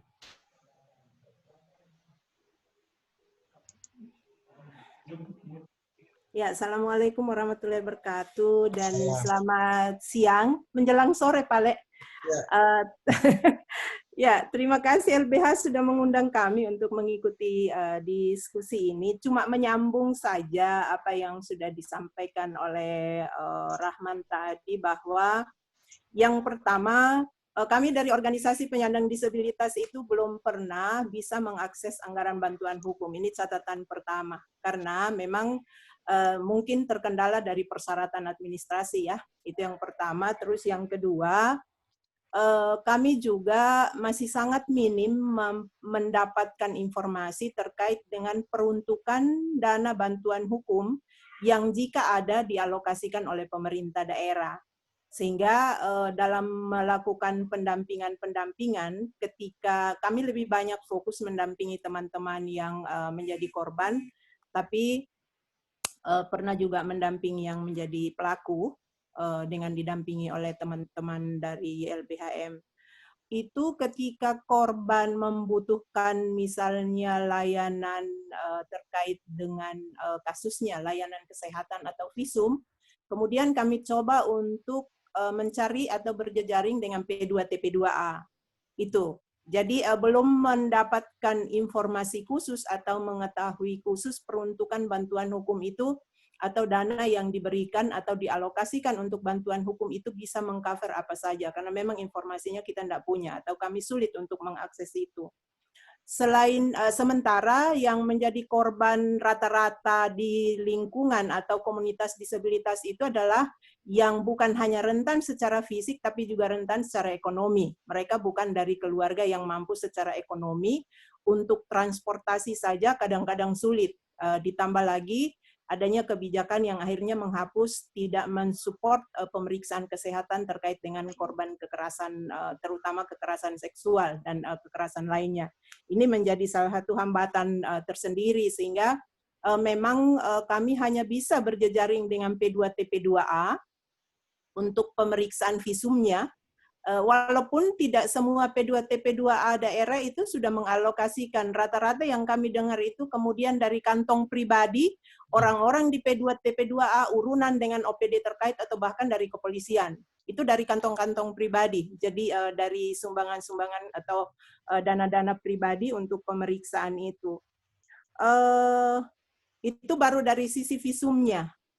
Belum lagi kalau kita berbicara dari sisi kebutuhan spesifik dari setiap ragamnya. Bagaimana ketika yang menjadi korban adalah disabilitas yang membutuhkan pendampingan-pendampingan lain. Katakanlah dia perlu didampingi oleh juru bahasa isyarat misalnya.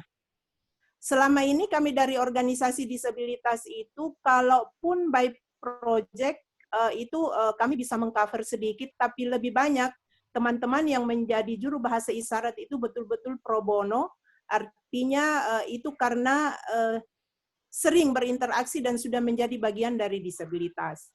Untuk meninggalkan disabilitas dalam proses-proses hukum seperti itu, mereka tidak akan sampai hati.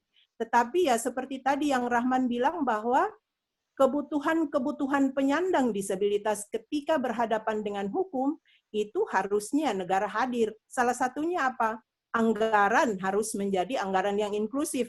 Bagaimana kemudian anggaran bantuan hukum sudah harus mengalokasikan ketika ada penyandang disabilitas datang melapor di lembaga bantuan hukum. Jenis kebutuhan khusus apa yang harus disiapkan oleh LBH misalnya. Itu sudah harus masuk, Pak. Artinya anggaran-anggaran bantuan hukum sudah harus memasukkan kebutuhan-kebutuhan dari kelompok rentan, katakanlah penyandang disabilitas, karena memang kelompok rentan penyandang disabilitas yang membutuhkan akomodasi yang layak atau membutuhkan layanan-layanan terkait dengan disabilitasnya. Itu yang berikutnya. Kemudian memang bagaimana kemudian supaya bantuan hukum atau anggaran untuk bantuan hukum itu mendapatkan perhatian dari pemerintah. Saya kira pelibatan masyarakat, karena memang kita tidak bisa mengabaikan dengan sistem penganggaran di negara kita bahwa itu mulai level musrenbang. Pelibatan masyarakat untuk kemudian mengangkat isu-isu yang terjadi di masyarakat dan itu perlu ditindaki atau dilanjutkan dengan proses yang membutuhkan biaya, masyarakat harus mengangkat itu. Sehingga pelibatan masyarakat ketika proses musyawarah perencanaan pembangunan mulai dari level kelurahan, itu sudah harus mulai dikuatkan untuk mereka juga berbicara tentang potret-potret masalah-masalah yang terjadi di masyarakat dan itu membutuhkan bantuan misalnya atau membutuhkan dukungan anggaran. Termasuk bagaimana ketika masyarakat mengalami kekerasan, bagaimana ketika penyandang disabilitas mengalami kekerasan. Masyarakat dalam hal ini termasuk masyarakat disabilitas. Pemerintah sudah harus terbiasa untuk mengingat bahwa voice of our own, kami yang memahami masalah kami itu menjadi poin untuk pelibatan masyarakat disabilitas di level mulai dari level kelurahan sampai kabupaten kota ketika berbicara tentang anggaran. Tidak boleh mereka kemudian diabaikan, tunggu nanti di forum SKPD, belum tentu belum tentu kebutuhan kami itu diakomodir oleh forum SKPD. Bagaimana kemudian mendengarkan suara-suara masyarakat disabilitas yang tinggal di level-level yang tidak terjangkau oleh mata pemerintah, itu yang harus dilakukan. Kemudian satu juga yang saya lihat kendala Pak Kambi adalah terminologi. Anggaran bantuan hukum itu diperuntukkan bagi masyarakat miskin, di mana kelompok rentannya ketika penyandang disabilitas dianggap tidak memenuhi kriteria sebagai masyarakat miskin, maka dia tidak akan mungkin bisa mengakses dana bantuan hukum, katakanlah yang dialokasikan oleh negara atau yang disediakan oleh negara untuk masyarakat. Sehingga terminologi ini perlu untuk dievaluasi kembali. Kalaupun harus tetap masukkan masyarakat miskin, itu dengan kelompok rentan. Itu yang perlu untuk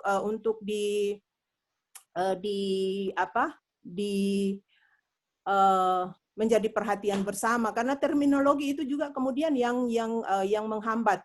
Oh tidak, ini penyandang disabilitas ini bagaimana dia ini seorang yang mampu secara ekonomi, oke, tapi ketika berbicara tentang kerentanannya, ada pembiayaan yang jumlahnya juga lumayan besar dan itu harus ditanggung oleh negara karena dia sebagai warga masyarakat. Apalagi kalau kita berbicara tentang Undang-Undang Nomor 8 2016, salah satu asas yang dianut di dalam penghormatan, pelindungan, dan pemenuhan hak penyandang disabilitas adalah asas perlakuan khusus dan perlindungan lebih. Itu pemerintah harus menyadari itu. Bahwa ketika berbicara perlakuan khusus, tidak terlepas dia itu mampu secara ekonomi atau tidak. Dia sebagai penyandang disabilitas berhak untuk mendapatkan perlakuan itu. Itu Pak Kambi dari saya. HWDI Sulawesi Selatan. Terima kasih. Terima kasih banyak. Waktu sudah diberikan. Iya. Terima kasih banyak Bu Mia. Ini sangat aktif sekali di diskusi-diskusi kita untuk memberikan masukan. Saya kira teman-teman sudah mendengar tadi masukan dari Bu Mia. Dan masih ada juga bersama kita Pak Agus Salim dari Kabak Hukum Pemkab Takalar. Dan mungkin tidak menutup kemungkinan disampaikan oleh Ibu Mia tadi juga dialami oleh rekan-rekan disabilitas di Kabupaten Takalar dan bisa diberikan solusi sesuai dengan masukan yang disampaikan tadi oleh Ibu Mia. Mungkin teman-teman sekalian sebelum saya kembalikan ke Pak Edir, ada umpan balik dari Pak Agus Salim dari bagian hukum Pemkab Takalar setelah mencermati perkembangan diskusi kita sampai saat ini. Silakan Pak Agus, kalau ada yang perlu diberikan tanggapan balik.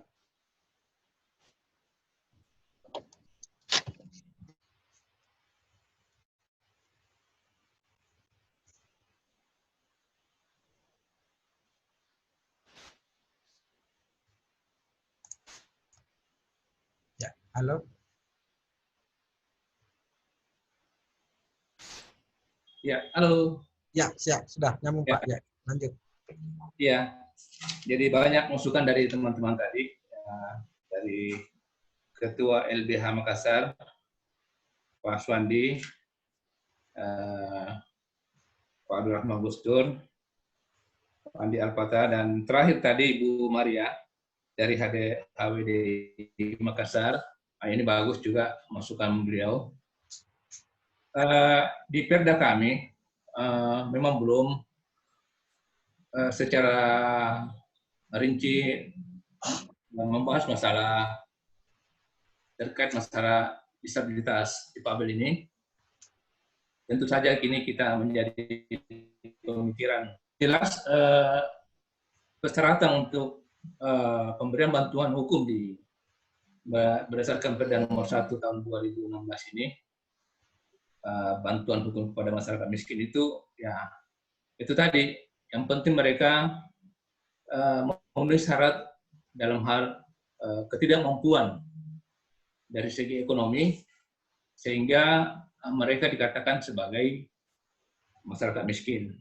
Ya, di Perda dan peraturan bupati yang sementara kami masih menggodok ini, itu sudah jelas persyaratan-persyaratan yang harus dipenuhi.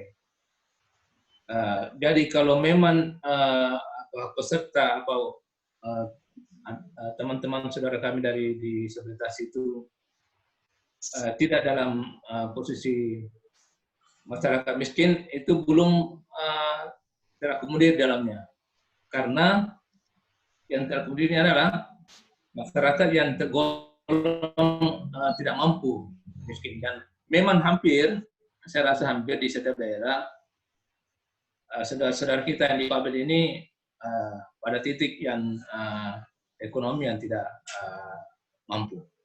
Itu barangkali yang dapat kami sampaikan. Terima kasih Pak. Ya, makasih banyak Pak Agus atas masukan-masukannya dan kesediaannya tetap bersama kita hingga saat ini. Saya mungkin langsung kembali ke Pak Aidir,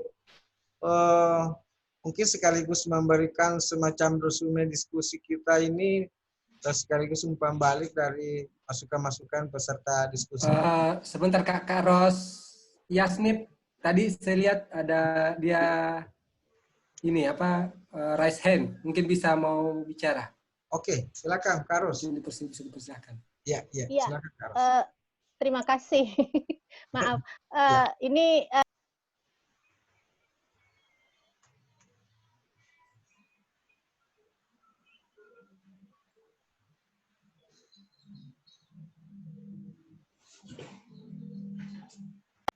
ya, saya hanya merespon tadi yang disampaikan oleh Pak Andi Alfata. Sebenarnya di dalam Permendagri terkait dengan pedoman penyusunan APBD tahun 2021 itu sebenarnya kan dimungkinkan, dan aturannya di situ menyampaikan bahwa sepanjang sesuai dengan peraturan perundang-undang. Mungkin Pak Andi tidak perlu barangkali kita menunggu Perda Perlindungan Hukum baru bisa diadakan alokasi anggarannya, karena kenapa? Misalnya di dalam Perda Sistem Perlindungan Anak, seperti di kolom chat yang saya sampaikan, itu sudah jelas, sudah ada, dan itu Perda Sistem Perlindungan Anak itu sudah disahkan dari Perda Sistem Perlindungan Anak Provinsi Sulsel itu, disahkan di tahun 2013. Jadi saya rasa dasar hukumnya sudah jelas terkait bagaimana bagaimana ada namanya intervensi primer dan intervensi sekunder yang harus diberikan oleh pemerintah provinsi, dan salah satu SKPD yang disebutkan itu masih menggunakan SKPD dan sekarang menjadi perangkat daerah, itu adalah perangkat daerah yang membidangi hukum dan HAM. Itu yang pertama. Kemudian terkait dengan bantuan hukum, termasuk juga perlindungan hukum bagi penyandang disabilitas, juga sudah jelas diatur di dalam Perda Perlindungan dan Pelayanan bagi Penyandang Disabilitas yang sudah disahkan di tahun 2015 atau 16 kalau tidak salah.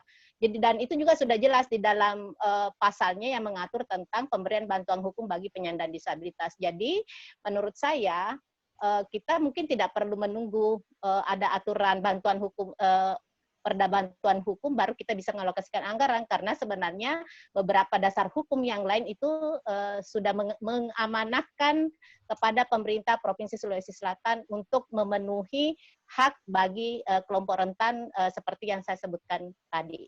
Barangkali demikian, terima kasih. Ya, makasih banyak Kak Ros. Mungkin dari Pandi Alpata bisa langsung memberikan umpan balik. Saya lihat Pak Andi Pata juga masih setia bersama kita. Silakan Pak Andi.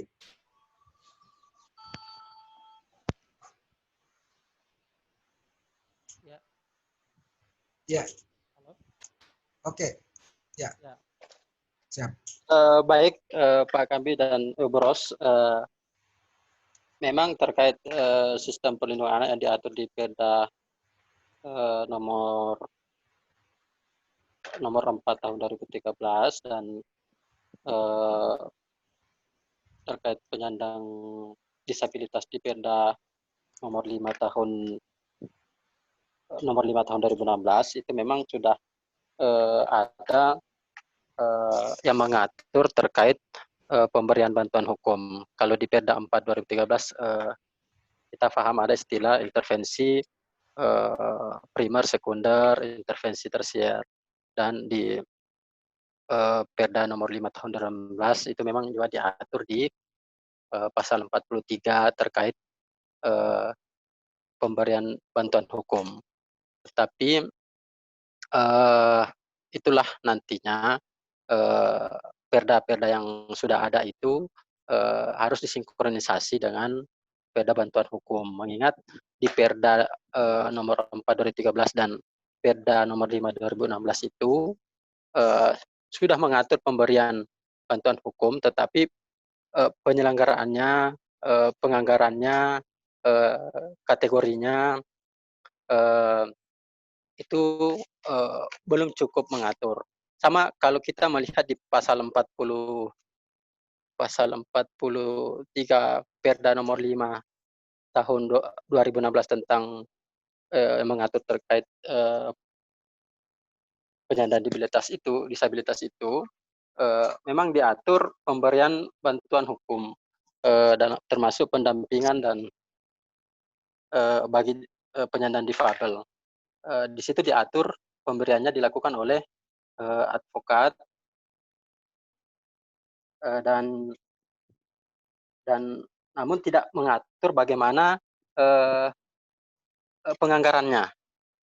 Belum cukup diatur. Saya juga belum membuka apakah sudah ada peraturan pelaksanaan dari Perda nomor 5 tahun 2016 itu yang apakah sudah mengatur terkait penganggarannya atau belum. Saya belum membuka data juga terkait itu, Pak, mohon maaf. Tapi kami tadi berbicara pada kesempatan ini tentu dalam konteks pemberian bantuan hukum bagi masyarakat miskin. Dan memang di Perda 4 2013 dan Perda nomor 5 tahun 2016 itu sudah ada diatur mengenai pemberian bantuan hukum. Tetapi bagaimana tata cara penganggarannya tidak diatur di Perda itu. Kami juga belum melihat apakah ada peraturan pelaksanaan dalam bentuk peraturan gubernur yang mengatur terkait tata cara penganggarannya atau pergubnya sudah ada atau belum, itu kami belum membuka data juga, tidak bisa melihat data saat ini, Pak, karena kami di luar kantor. Dan memang itu sudah ada menyentuh, tetapi menurut kami inilah yang perlu disinkronisasi dengan Perda penyelenggaraan bantuan hukum nanti, agar sejalan dengan itu bagaimana penyelenggaraannya termasuk penganggarannya itu ketemu. Nah, apalagi kan diskusi kita juga kemarin kan termasuk siapa saja penerima bantuan hukum ini, apakah hanya masyarakat miskin saja atau termasuk kelompok rentan. Jadi saya kira ini menjadi bahan untuk kita dalam mendorong Perda bantuan hukum untuk mensinkronkannya dengan Perda yang sudah ada, termasuk Perda nomor 4 2013 dan Perda nomor 5 tahun 2016 yang disampaikan oleh Boros tadi. Itu terima kasih Pak Kambi. Ya, terima kasih banyak Pak Andi Al-Fatah. Mudah-mudahan apa yang kita harapkan terkait Perda itu bisa segera terwujud, dan saya kira teman-teman LBH sangat komitmen untuk selalu mengingatkan mitra di DPRD Sulsel untuk segera melanjutkan proses pembentukan Perda pemberian bantuan hukum itu. Silakan Pak Aidit, bisa silakan. Baik, mungkin sudah di ujung ya Pak Kak Kambi. Ya. Mungkin dari diskusi kita sebenarnya sudah ada beberapa hal. Pertama tadi mungkin soal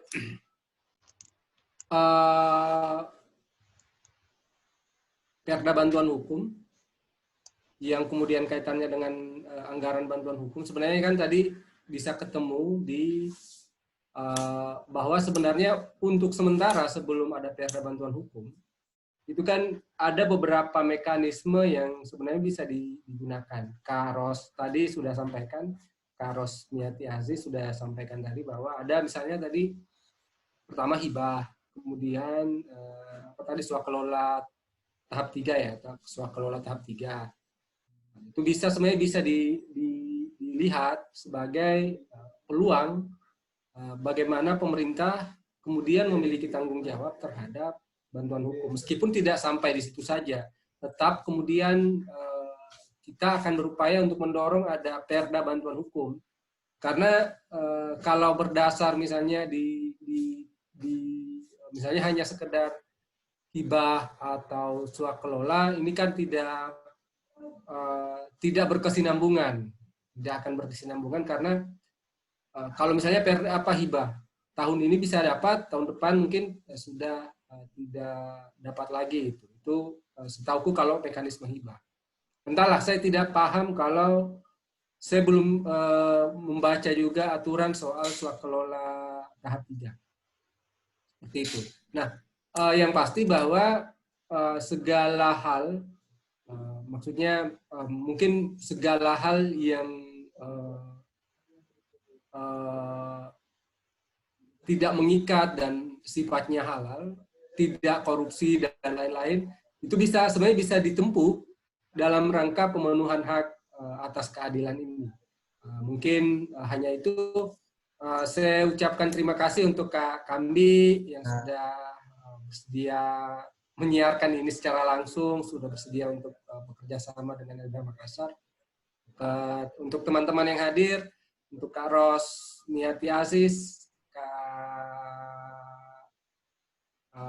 Rosmiati Sain, untuk Pak Kabak Hukum Takalar, Pak Agus Salim, terima kasih ke Ibu Mia, Gus Dur, dan semua kawan-kawan yang saya tidak bisa sebutkan namanya. Saya ucapkan terima kasih atas kehadirannya. Saya kembalikan ke Kak Kambi. Terima kasih. Mungkin bisa menutup. Ya, terima kasih banyak. Ya, rekan-rekan sekalian, diskusi kita ini sudah kami rekam dan disiapkan dan live streaming di YouTube. Jadi sewaktu-waktu bisa kita relay kembali. Ya, kalau ada hal-hal yang perlu kita dengarkan ulang dari penjelasan narasumber kita. Narasumber kita yang hadir ini semuanya sangat berkompeten untuk bicara tentang tema yang kita usung. Adalah orang-orang yang sangat berpengalaman melakukan pendampingan hukum, sangat berpengalaman dalam memberikan masukan-masukan ke pihak-pihak terkait masalah bantuan hukum di Sulawesi Selatan khususnya. Jadi saya kira masukan-masukan itu sangat berharga sekali bagi kita semua, dan mungkin yang tidak sempat hadir secara langsung lewat Zoom kita ini bisa nanti menyaksikan ulang di Facebook dan di YouTube kita. Sekali lagi terima kasih banyak khususnya kepada rekan-rekan LBH Makassar, Pak Agus Salim, Pak Andi Alpatah, Kak Ros, Bu Maria, Gus Dur, Kak Adnan, Ibu Maimana, yang nunjau di sana, bergabung kita meskipun sangat keterbatasan jaringannya, dan sekian rekan-rekan sekalian, terutama Pak Haidir, atas terjadinya diskusi kita ini. Saya mungkin langsung menutup acara ini karena kita sudah 2 jam bersama ini. Siapkan di Zoom untuk diskusi kita ini, dan alhamdulillah kita sudah laksanakan dengan baik dan tak terasa memang sekarang sudah pukul 15.00. Saya kira demikian. Terima kasih banyak. Mohon maaf jika ada kekurangan. Billahi taufiq wal hidayah. Assalamualaikum warahmatullahi wabarakatuh dan selamat sore.